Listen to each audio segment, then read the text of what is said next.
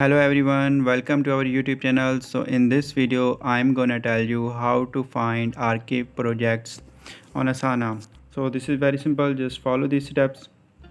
First of all, we will click on the relevant projects like here show more projects.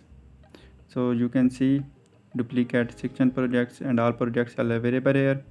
But now what we need to do, just click on show archived projects.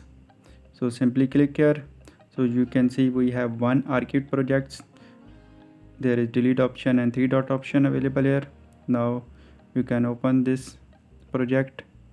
So in this section you can see complete detail of archived projects.